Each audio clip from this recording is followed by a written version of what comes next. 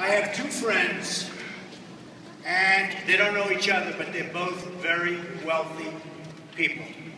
Actually, they are very wealthy. They're not even great people. But they are very successful.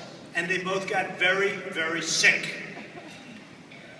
And they had a form of cancer that the New York hospitals said, not going to work, it's over. And I spoke to one of them, and I said, what's going on? He said, I'm going to Arkansas. I said, why? Interesting, right? You hear so much about New York, great hospitals. I said, why are you doing that? He said, Dr. Barloghi. Does anyone know Dr. Barloghi? And this was 10 years ago. He was supposed to be gone in 4 months. He's living, he's happy, he's healthy, he's mean. We could have saved a nicer person, to be honest with you, but my other friend was the same thing a couple of years later. They don't even know each other. I said, what are you doing? He said, I'm going to Arkansas. I said, let me guess. It's Dr. Barloghi. I don't even know how to remember the name. But it was really amazing. And likewise, he's cured. I mean, they were literally cured. They're in great shape. And they didn't have a chance. So with all you hear about these great hospitals in New York and all of the different things, all I know is, you know, the proof is in the pudding, isn't it, folks? It's amazing.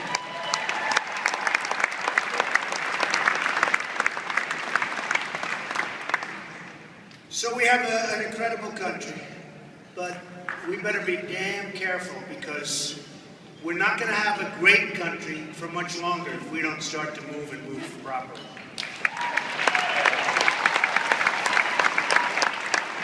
You know, it's very interesting and very sad, but we don't have victories anymore. Remember, we used to have victory. We used to have great trade deals. We'd win. We always win. Now we never win. You look at this new deal with Iran. It's disgusting. It's disgusting. It's done by rank amateurs. And you know, one of the things, look, nuclear is there's nothing more important because the power, the biggest risk we have today, it's not the armies, it's the power of the weaponry. It's the nuclear, that's the ultimate. But even short of that, the power. We need strength. We need a strong military, really strong military, stronger than ever before. And we do nothing but cut back. And I will say this, I've had great receptivity. If I win and I become president, we are going to have such a strong military, nobody's going to mess with us.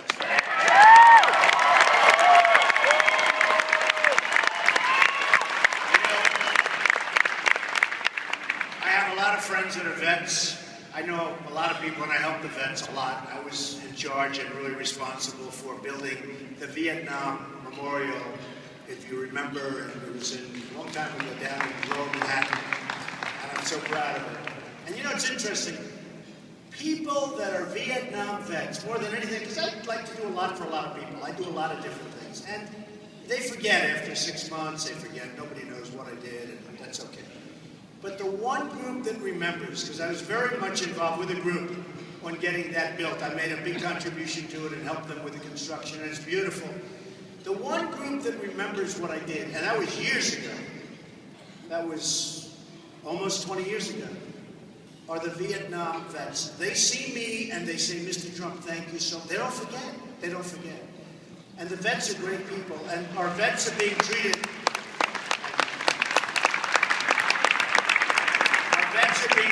like third-class citizens. And we have to take care of our vets. We wouldn't be here if it's not for the vets. So we have to take care of our military, we have to take care of our vets. And we have to take care of the Second Amendment. We have to take care. It's being whittled away. They want to whittle.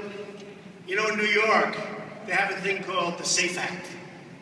It's really the Unsafe Act. And now they have something where in the magazine, they want to put, if it holds 10, they want to put 7. Okay, 7 votes. Now you tell me. The people in this room, assuming a thing like that passed, which but the people in this room, they're going to say, oh, 7. Do you think some bad killer is going to say, gee, I can only put 7 in the magazine? They have to protect. They're trying to whittle it away. The 4 great Marines that were killed had no guns. Gun-free zone. You ever hear of anything so ridiculous? A gun-free zone. I was at Bill O'Reilly last night. We were talking about it. So this madman comes in. Islamic terrorism. Big problem. Now we have a president that we'll talk about. He doesn't want to mention it. He doesn't want to say it. And you had in 2009, you had a case of the same thing. Very similar. You have to know what the problem is before you can solve it. But if these guys had guns, 2 of them were really highly decorated. 1 of them was unbelievable. He was a superstar. A superstar. And he had no gun. And this guy blazing in, and they were sitting ducks. Can't happen. We've got to protect our Second Amendment, and we've got to, very important, let's get rid of these gun-free zones.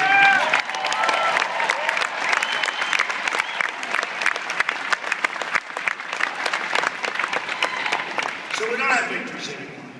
When was the last time you saw, as an example, this country beat China in a trade deal? It doesn't happen.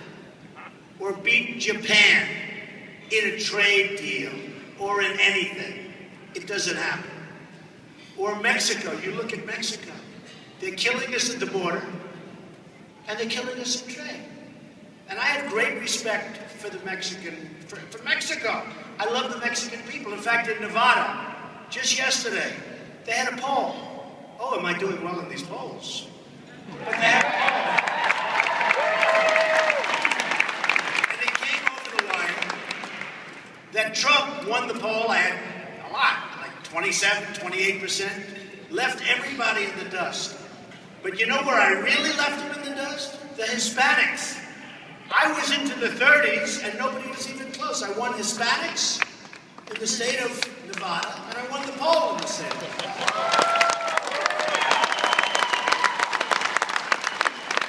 And I won North Carolina. It's getting to a point, if I come in second, I'm saying, oh, what's wrong? What's going on?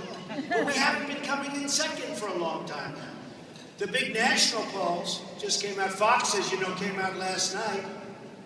And we're at 18, and I guess Walker is second, and Bush is third. And what can I tell you? People, you know what? People are tired. And other than the politicians in this room, politicians are all talk and no action. Now, that doesn't include you, doesn't include any of your representatives, doesn't include our congressmen, they're all great. But only in this room. Outside of this room, and I say it, all talk and no action. Who does more business with politicians than me? I became rich dealing with politicians. If you can't become rich dealing with a politician, and the problem we have, and the problem the American people have, is they see it. They're really smart. It's amazing. Sometimes I get reports where I have idiots like Karl Rove, the hatred he's got for me. The hatred. He sits there. You know, the only time I met him, he came to my office. I gave him like 50 or 100,000 for his fund. A lot of money. He gave him, I think, 50 or 100, or maybe both. Who the hell knows? And a couple of months later, he goes on television, starts bashing me. I said, wait a minute, was that the guy that came to my office? But he spent $436 million on races. And he didn't win one. How do you do that? That's impossible. And then I said, what happened? And I asked to see some of the commercials. And I thought they were commercials for the Democrat. They were actually so good for the Democrat. I said, who did this? We need smart people. We have to be wise. And you know, the people are wise when they see different, I better not say too many, because you know, some of them are starting to come over to my side. Some of the pundits, they're starting to like me. I can't believe it. I had 2 today, they called me. I know, it's incredible. Now, maybe they see the polls. Maybe they say, oh, that's going to happen. Who knows? Who knows? Somebody said, what does Trump have to lose? If he runs and wins, he's president. And will do a great job, by the way. Yeah!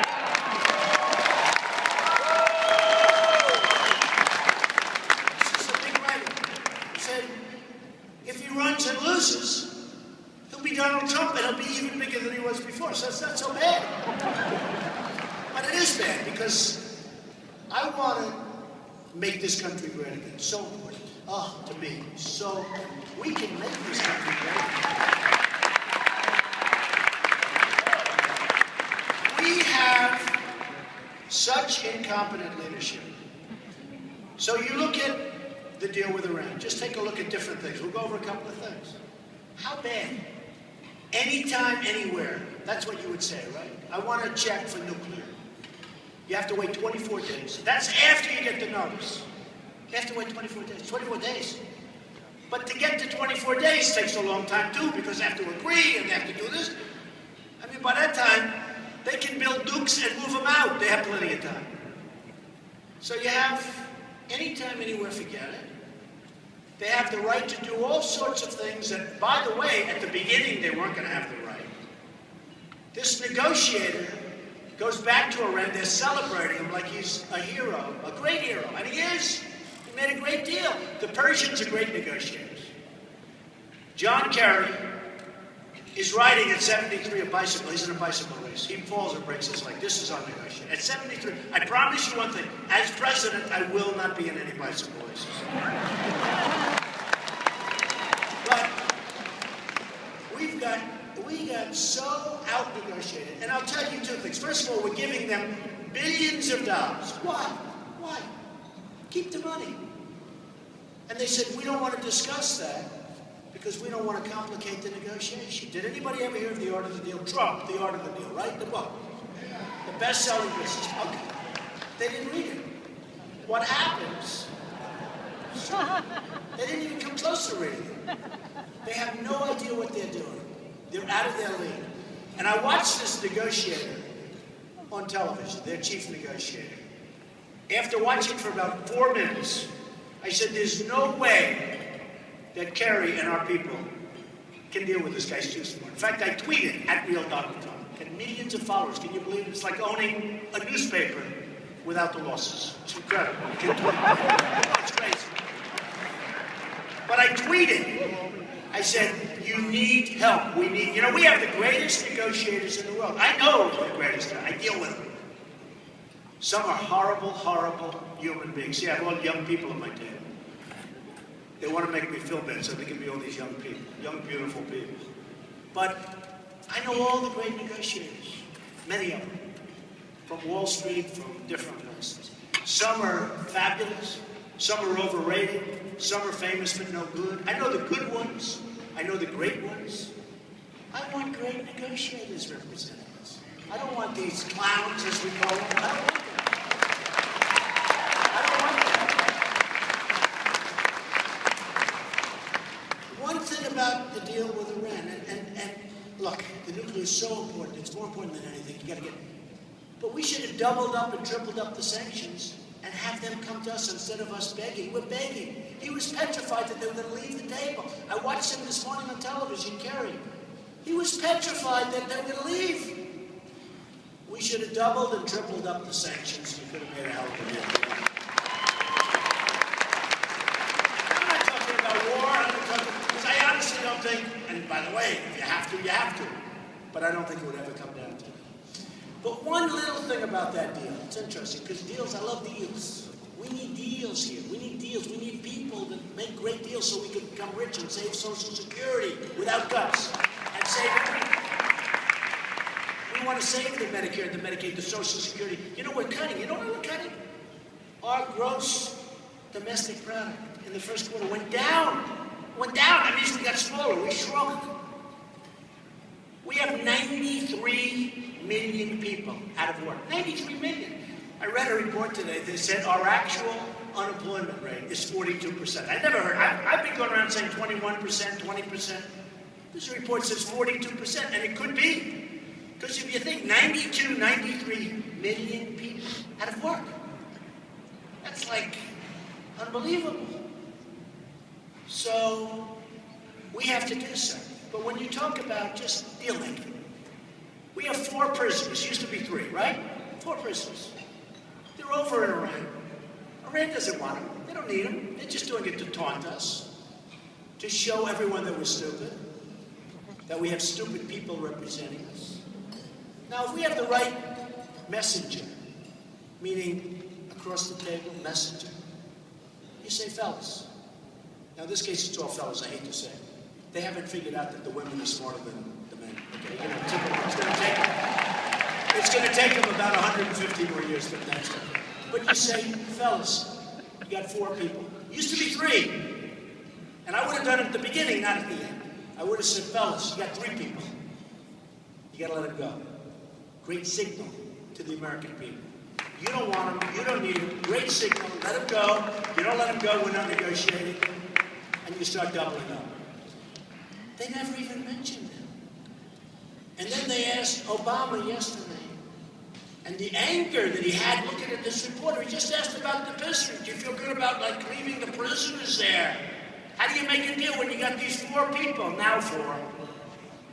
And the anger from Obama, the anger looking at him. And Kerry, he said, we didn't want to bring that up because we didn't want to complicate the deal. Can you believe complicate the deal? Hey, we got 4 people we want. That's complicated. My young kids at the table understand better than they do. That's complicated? We didn't want to complicate the deal. Why do we give back all the billions? We didn't want to complicate the deal. One thing has nothing to do with the other. This was nuclear. They can't talk about like 4 prisoners along with nuclear like it's 1/4 of a sentence. You don't even have to have anything. They can just let them go. And you know, I would have convinced them it's good for Iran. Because the deal would go through. Because you know what? That's one of those points that's really bad. It looks bad. You feel like fools. And that's why they're dancing in the street. You don't see anybody dancing in the street in Arkansas, I can tell you that. There's nobody dancing in the street. So, it's so sad to see, because we have such opportunity, but we have such stupid people representing us. It's pure and simple.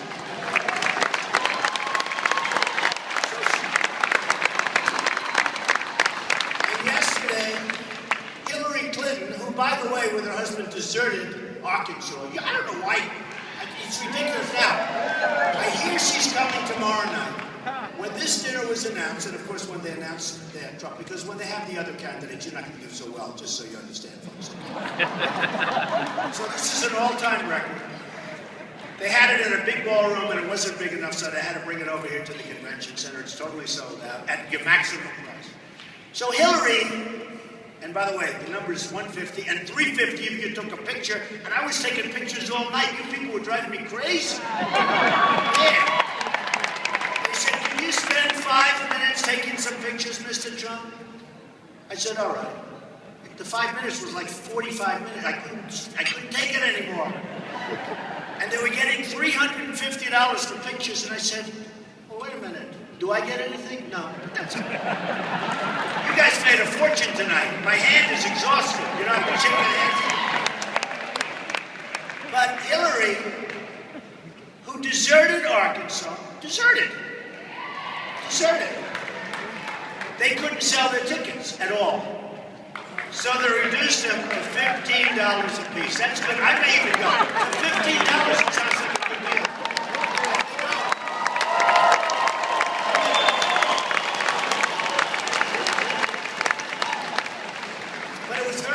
Because 2 people yesterday said the same thing. The word tone.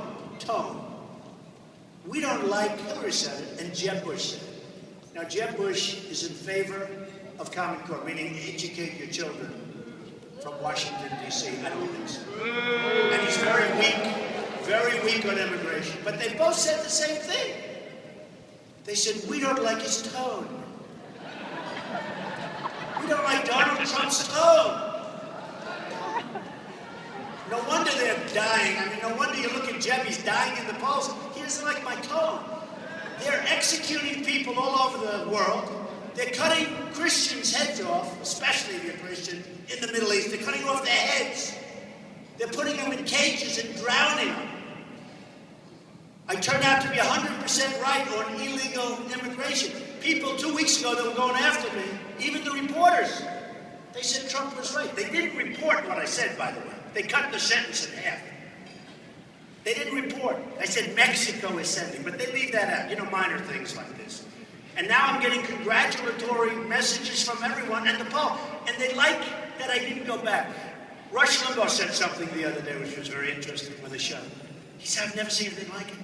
Trump was attacked as viciously as I've ever seen. And every politician that I know would have gone and begged for an apology. They would have apologized. And he went out and he doubled down and he made it even stronger. Because of Trump.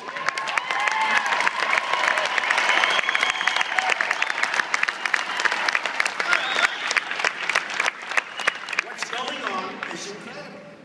So let's talk about a couple of things. Ford, motor company, good company, nice. They're going to build a plant for $2.5 billion. You ever hear of that's an expensive plant? They're going to build it in Mexico. They're going to make trucks and cars and parts. And they're going to send them into the United States and probably other places, but they're sending them into the United States. Now, I went to the Wharton School of Finance. I was actually a very good student. Can you believe that? And I went to it's the best school, probably the hardest school or one of the hardest schools in the world to get into, even then. And that was before I was drunk. You understand, right? Wasn't too easy. I went to Wharton. It's like I'm a smart person. My uncle was up at MIT, Dr. John Trump. He was like this super genius. I mean, we're smart. Where do we benefit by having Ford go to Mexico to build a plant? Now, the problem I have with Mexico, because I have great respect for the country and the people. I love the people. They're hardworking. They're great people. The problem is the Mexican leaders are much sharper, smarter, and more cunning than our leaders. They're much more cunning. And what they're doing to us is incredible. So Ford is going in, and they're going to build it. And now I say to myself, okay, let's say Bush gets elected, or Hillary. Now, you know when Bush raises $100 million and Hillary raises 50, which is what they pretty much raised, you know that those people that put up that money, they're not doing it for no reason. They're not doing it like my table. All these young idealists, they probably think it's a wonderful thing. They're not doing it for a wonderful thing. You're going to learn that very soon, kids. They're doing it because they want something. And unfortunately, and who is better at that than me? See, now I'm on the other side of the table.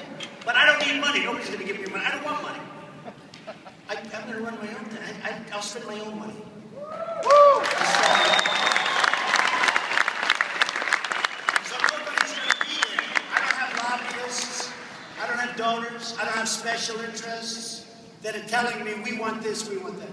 So let's say you have President Bush.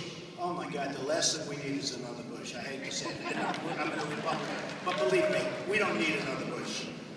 And let's say he says, you know, it isn't a good thing to build a big $2.5 billion plant in Mexico. It's not good. And he'll say, gee, I don't want to do it. Well, within about 10 minutes, his lobbyists are going to call him, representing Ford and other people. His donors are going to call him because they have stock. His special interests are going to call him. They're going to say, you can't change that deal. They gave you millions of dollars. They gave you $1 million. They gave you $500,000. You can't do it. Oh, no. Okay, I won't. Okay, plan gets done. Right? Now, let's say it's President Trump. We don't play games. Trump doesn't play. Let's say it's President. So what happens now is I call the head of Ford. I wouldn't even use one of the killer negotiators I told you about because this is just too easy. I don't need them. This is like a phone. This is too easy. I don't want to waste their time. So I call the president of Ford. I say, I got two things. One is good, one's not so good. Let me give you the good. Congratulations on your new plant in Mexico. I think it's wonderful. I think it's great. Congratulations. $2.5 billion, wonderful. Let me give you the bad news. Every car and truck and part that you build there and send over the border, you might as well have the illegals drive them over the border. Why not? They come over anyway, just walk. They'll probably use that idea. Every car and truck and part that comes over the border, we're going to charge you a tax of 35%, okay?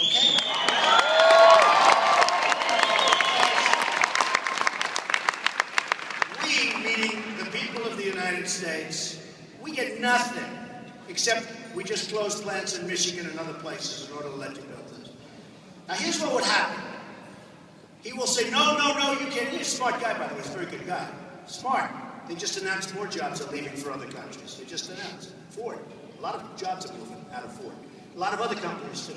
Because we don't keep them, because we don't have leaders that know how to keep them. They don't have a clue.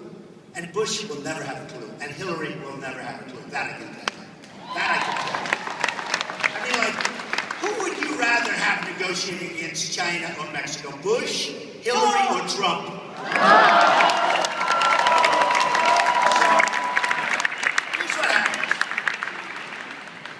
So the head of Ford will call me, Mr. President, that's not right. We're all set. We're this. It's a wonderful thing. A wonderful thing. I said, okay, yeah, nothing. There's nothing wonderful.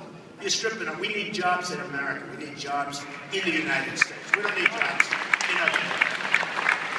So then he might try the lobbyists. Think about the lobbyists calling me. I hire lobbyists. I know of a lot. I hire them. I do great with lobbyists. I know the good ones too. So maybe a couple of guys will call, but they didn't give me anything because I don't want their money. Now the donors will call me, but there are no donors because I don't want their money. And now the special interest, well look, you know what my special interest is? The USA. That's what my special interest is.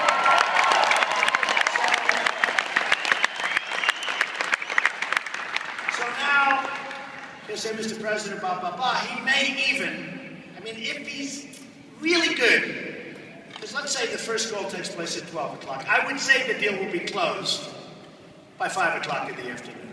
But if he's really tough, he'll hang out till the next day. And what he'll say by 5 or the next day, please, Mr. President, please. And I'll say, drop to your knees. He'll say, please, Mr. President. And I'll say, no, I want the jobs. He'll say, Mr. President, we're moving the plant back to the USA. That's what's going to happen. Now, just so you understand, that's not 99%. That's 100%. The only question is, will it take place that day, or will he wait an extra day just to try a little bit more? I think I do it in one day. And that's the way it has to be. Politicians can't do it. They can't do it. It's not in their blood. It's not, they just don't have it. For that, they're good for other things, like bullshit. Except for the ones in this room, I keep telling you. But they don't have it. It's not their thing. It's like a guy who gets up and hits a golf ball, like Jordan Spieth. He won at my club at a very young age, the junior championship. And his coach was there. He said, oh, Mr. Trump, he's going to be a great player. He's a great player. He can putt better. Nobody knows why. Nobody knows why. Like the great baseball players, they hit a ball. When Babe Ruth was in his prime, he hit more home runs, I think, than the entire American League. And players used to go up to Babe Ruth, and they'd say, Babe, how do you hit the home run? He goes, I don't know, man, I just swing at it. It's called talent. It's called talent. It's in your guts. You can learn, you can get better at it, but it's in your guts. The really great ones, like me, to be honest. But it's in your gut. And we can make this place so great. I'll give you another example. A friend of mine's a manufacturer. You hear about China. They send stuff over, no tax, no nothing. You want to do business in China, it's hell. And you will pay tariffs and taxes and everything. Nobody knows that. China, I love China. You know why? They sell apartments for $25, $30 million to people from China. Am I supposed to dislike it? I sold an apartment for $31 million. I sold all over the place. I'm selling, and by the way, from people from Mexico, they buy my apartments. They love me. I love them. So I'm not knocking China. I just wish our people, our representatives, our leaders, our president, were smarter and sharper and more cunning. Because we're being fleeced. They're taking our jobs. They're taking our money. And then they loan it back to us. They take our jobs and our money and they loan it back to us. Right now, we owe China $1.4 trillion. So they take our money and then they loan it, we have to pay interest. Japan, boats coming in, the biggest boats you've ever seen. Millions of cars coming in. What do we get? We sell them wheat. And if we sell too much, they have riots in the street. It's like 20% of what they sell. So I go and say, listen, fellas, it's okay. Don't worry about it. They won't take our product. They don't want to take, you read it all the time. They don't want to take our product. I say, that's okay. We're about 20%, maybe even less. So whatever we are, you're going to be. From now on, you're going to sell us 20% cars. So it's going to be even. Nice, easy. You know how fast they'll be opening up their markets? Like in 2 seconds. That's easier than Ford. That's easier than Ford. Maybe not as easy. That's actually tough. But we don't have people that even understand. So a friend of mine, and let me tell you, Japan is roaring back. Japan is coming back. A friend of mine who is a big excavator. That's what he does. You know, I build. What I really do great is build. Can you imagine how good I do the infrastructure of this country? I would make it so great and so inexpensive. They built a hospital for $2 billion. It doesn't work. $2 billion. I said, $2 billion. You can build 20 hospitals to do $2 billion for a hospital. It's not even a big hospital. It's a mess. It doesn't work. I mean, can you imagine if we had somebody that really understood roads, tunnels? That's what I do best is build. I mean, it would be unbelievable what we could do. But this guy's an excavator, and he says to me, I see him, he's like down. He always bought Caterpillar tractors. And I said, what's wrong? He said, I feel really bad because I bought a tremendous amount of excavation equipment. I said, you buy cats? He said, no, I bought Komatsu. I said, why? He said, because Japan, and you've been reading about it recently, Japan has cut the yen, cut their currency, devalued it so much, that it's impossible for anyone to compete with them. Now, China makes Japan look like beginners with the devaluations. And the trade deal, I'm the one that spoke up. I said, how can you make a trade deal without talking about devaluation? Because that's their number one tool. And I did a lot. I mean, everybody heard me. And then they started talking about it, but they didn't do it right. They didn't do it right. The trade deal was a disaster. They didn't do it right. So this guy was so devastated that he bought it. But he said, I owe it to my wife, I owe it to my family, I owe it to my employees. You gotta make the best deal. I said, you're right, you do. I mean, See, I believe strongly in free trade. The problem with free trade, it's a big problem, is you have to have smart leaders. You have to have smart negotiators, or it's a disaster. It's been a disaster for us. We don't know what we're doing. We have massive deficits. Look at the deficit we have with Japan, or look at the deficit we have with China. It's like, if you look in terms of profit and loss, they're disasters. But it's like that with virtually every country. I think every country. I mean, do we do well with anybody? I don't think so. So, the reason that these polls come out, I think, and they come out so strongly, is because I do talk like this. I do talk about the fact that, like I was a great student at a great school. I'm like this person that knows how the system works. I was a part of the system on the other side. And I made a lot of money. When I put my numbers in the other day, people were surprised because they said, it's interesting. They said, he'll never run. The genius pundits, who are really dumb people, they said, he'll never run. Then they said he'll never file his forms. Well, I did that 3 weeks ago. Then they said he'll never file his financials. And 90 some odd pages long, like 92, 98. It's all out of financials. And they said, I filed them. They said, he filed them. And then it turned out to be a big number, over $10 billion. That's good, right? $10 billion, you have a net worth of $10 billion.